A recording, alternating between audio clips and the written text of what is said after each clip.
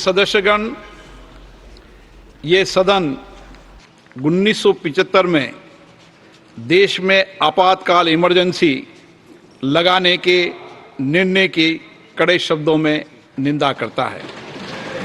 इसके साथ ही हम उन सभी लोगों की संकल्प शक्ति की सराहना करते हैं जिन्होंने इमरजेंसी का पुनर्विरोध किया, अभूतपूर्व संघर्ष किया और भारत के लोकतंत्र की रक्षा का दायित्व निभाया।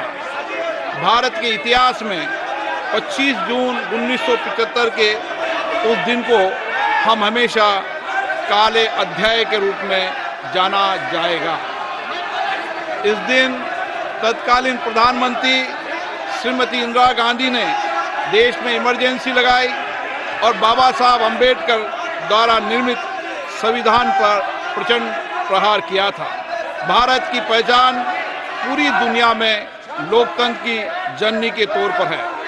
भारत में हमेशा लोकतांत्रिक मूल्यों और वाद संवाद का समर्थन हुआ, हमेशा लोकतांत्रिक मूल्यों की सुरक्षा की, उन्हें हमेशा प्रोत्साहित किया गया।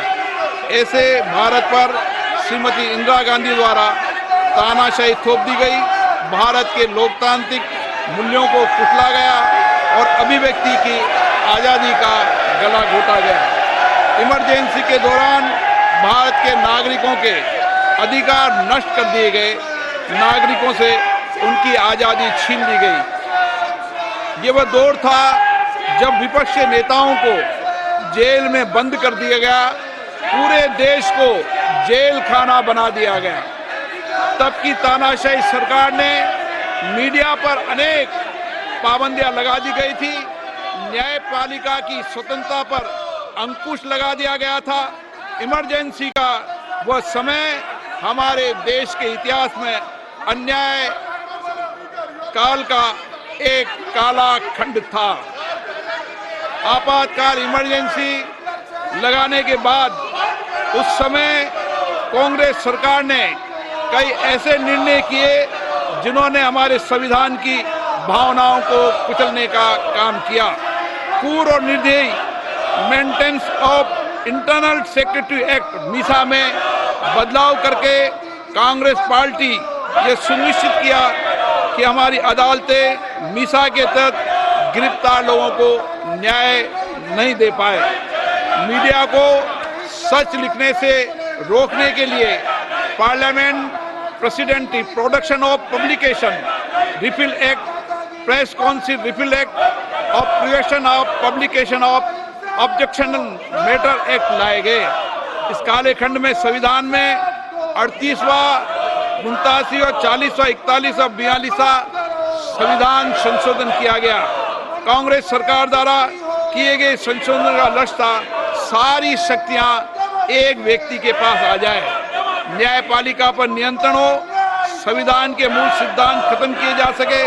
ऐसा करके नागरिकों के अधिकारों का दमन किया गया और लोकतंत्र के सिद्धांतों पर आघात किया। इतना ही नहीं, तत्कालीन प्रधानमंत्री श्री इंदिरा गांधी ने कमिटेड ब्यूरोक्रेसी और कमिटेड जुडिशरी की बात कही, जो उनकी लोकतंत्र विरोधी रवैये का एक उदाहरण है। इमरजेंसी अपने साथ ही ऐसे असामाजिक और तानाशाही की भावना से भयंकर चुनौतियों को लेकर आई, जिसने गरीबी, दलित और वंचितों को तबाह कर दिया। इमरजेंसी के दौरान लोगों को कांग्रेस सरकार द्वारा जबरन थोपी गई अनिवार्य नसबंदी का, शहरों में अतिक्रमण हटाने के नाम पर मनमानी का और सरकार की कुनीतियों का प्रहार झेलना पड़ा। ये सदन उन सभी लोगों के प्रति संवेदना जताना चाहता है। 1975 से 1970 कालाखंड अपने आप में एक ऐसा कालाखंड है जो हमें संविधान के सिद्धांतों, संघीय ढांचे और न्यायिक स्वतंत्रता के महत्व को याद दिलाता है। ये कालखंड हमें याद दिलाता है कैसे उस समय हम सभी पर हमला किया गया, क्योंकि जिनकी रक्षा आवश्यक है। ऐसे समय में जब आपातकालीन इमरजेंसी के 50वें वर्ष में हम प्रवेश कर रहे हैं, ये 18वीं लोकसभा बाबा साहब अंबेडकर द्वारा निर्मित संविधान को बनाए रखने, इसकी रक्षा करने और इसे संरक्षित रखने की अपनी प्रतिबद्धता को दोहराती है। हम भारत में लोकतंत्र के सिद्धांत